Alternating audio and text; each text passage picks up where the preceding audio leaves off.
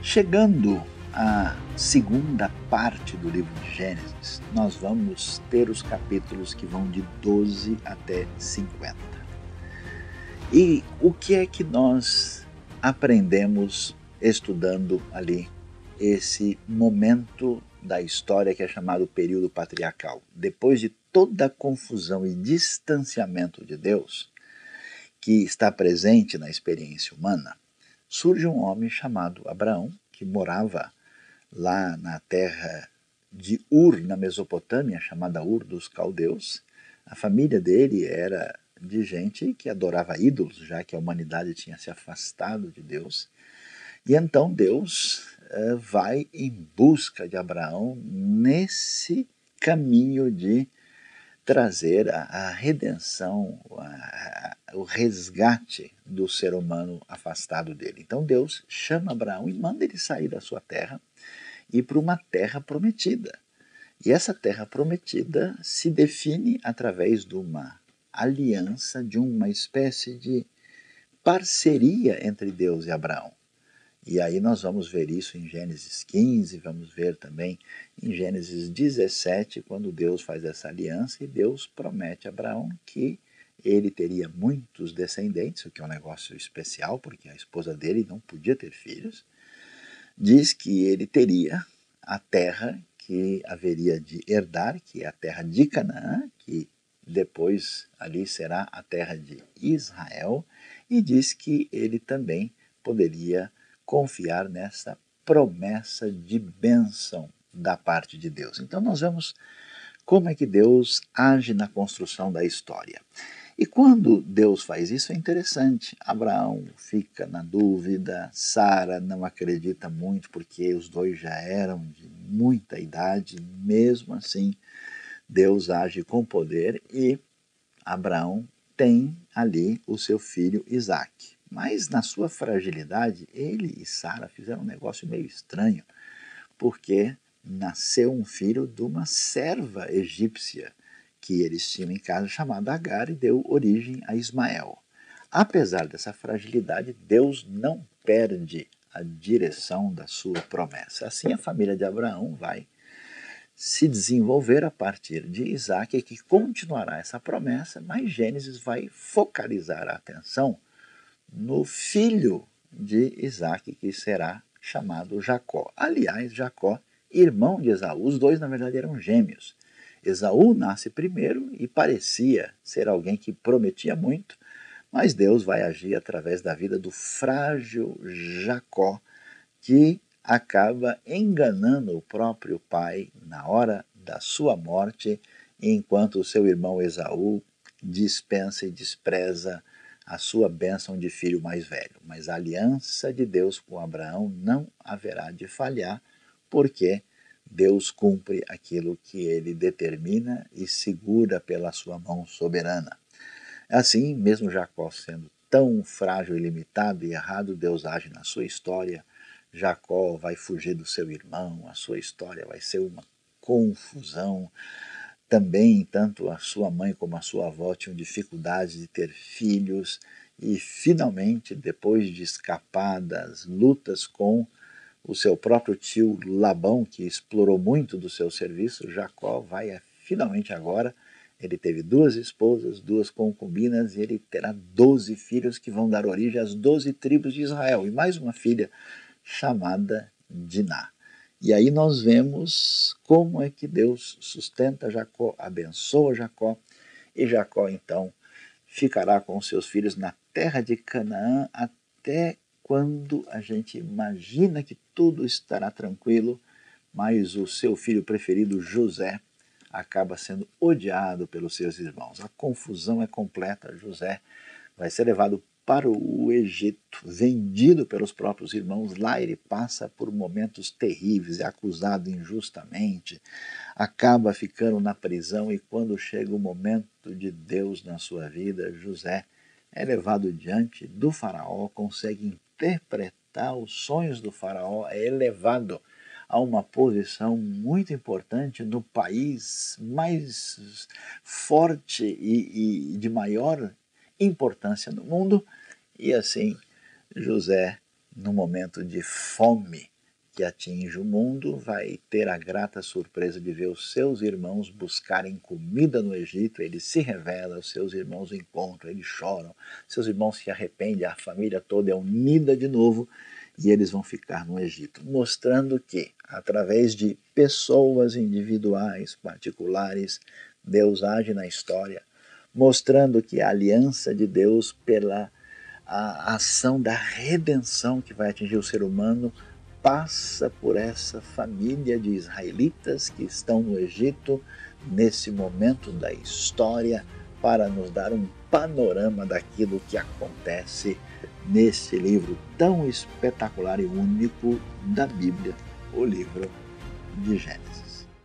A Rádio Transmundial é um veículo de comunicação presente em 80% do planeta e que tem como objetivo levar as boas novas do Evangelho aos que não a conhecem, bem como dar crescimento e maturidade cristã àqueles que desejam servir a Deus de forma integral. Mais informações em www.transmundial.org.br. Transmundial, para todo mundo ouvir.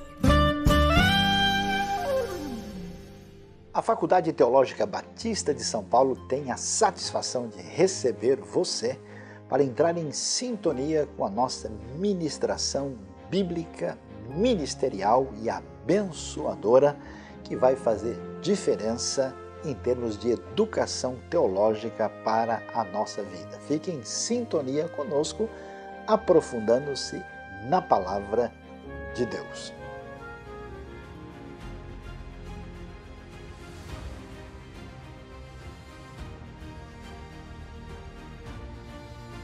Quando nós chegamos no segundo livro da Bíblia, da Lei, é o livro de Êxodo, um livro de 40 capítulos. Na verdade, apesar de ser um livro novo, ele continua a história que acabou no livro de Gênesis. Por quê? Vamos nos lembrar, os israelitas escaparam da fome, né? Deus sustentou o povo e usou uma tragédia pessoal de uma família com problemas para abençoar o mundo através da riqueza do Egito e permitir que essa família fosse preservada para manter a sua história de salvação, história de redenção. E o que acontece? O tempo passou e aquela época boa dos israelitas no Egito, vivendo até numa área especial da terra, daquele grande império, aquela época tinha passado. E depois de muito tempo, o que acontece? Surge um novo rei do Egito, um faraó que não tinha conhecido José. E ele começa a olhar para os egípcios, provavelmente numa situação de mudança de dinastia, e ele fica meio preocupado, dizendo, olha, esse pessoal pode se tornar um problema para nós. Então ele parte para uma postura de controle, domínio total e coloca uma situação de escravidão acentuada sobre os israelitas no Egito.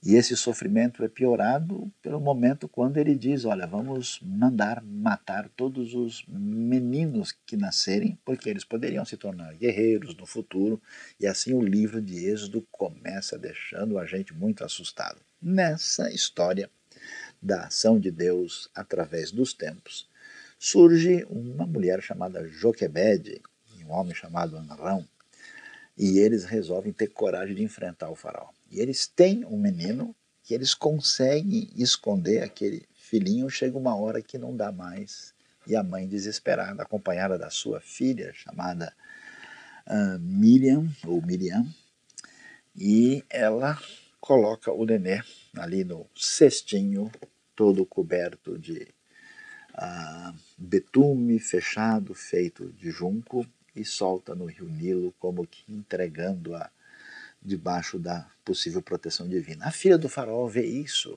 e ela vê o menino depois, descobre, e ela, puxa, que coisa, que nenê bonito, e ela resolve então criar, aliás, usando a própria mãe, ela não sabia direito da história, como uma mãe de leite, uma ama que pudesse amamentar, E assim a vida de Moisés, que é esse nenê que nasce, é preservada de maneira milagrosa e Moisés cresce nesse ambiente. Ele se desenvolve no Egito, se torna importante, ele está na corte do faraó e um dia ele descobre a sua identidade. E ele então tem que tomar uma decisão se ele vai ficar do lado do povo sofrido que conhece o Deus verdadeiro ou do povo egípcio opressor que segue uma série de deuses que nem existem e que legitimam toda aquela opressão. Interessante, Moisés toma a decisão certa e fica do lado do seu povo, mas no meio dessa confusão, um dia, ele tentando resolver uma situação de um conflito de um egípcio que batia muito no hebreu, ele entra na história e acaba matando aquele egípcio e as coisas se complicam, ele tem que fugir, depois de ter problemas até com os próprios israelitas, e aí Moisés, então, fica desesperado e nesse momento Deus se revela a ele e o chama de modo especial e diz para ele que ele deve voltar porque ele foi escolhido juntamente com o apoio do seu irmão Arão para libertar o povo do Egito. E assim Moisés tem dificuldade, ele resiste, ele não consegue acreditar e Deus o chama, se revela na famosa sarça ardente. Moisés volta e vai dizer para o faraó: deixa o meu povo ir. E faraó resiste, mas Deus manda 10 pragas que destroem o Egito, a última delas caindo sobre os primogênitos, inclusive o próprio filho do faraó acaba morrendo pelo julgamento divino, o Egito fica arrasado e faraó não pode mais resistir e o povo então sai com as suas 12 tribos e vão atravessar o famoso Mar Vermelho que milagrosamente se abre e o povo passa e o exército egípcio é derrotado no mar. E assim o povo passa pela grande experiência que marca a comemoração da Páscoa, do Pêssar, que é a libertação do povo do Egito. Nós vemos que o projeto de Deus está sempre ameaçado. Parece que a aliança que ele fez lá atrás, prometendo o que prometeu a Abraão, parece que não vai acontecer. Muitos momentos são difíceis.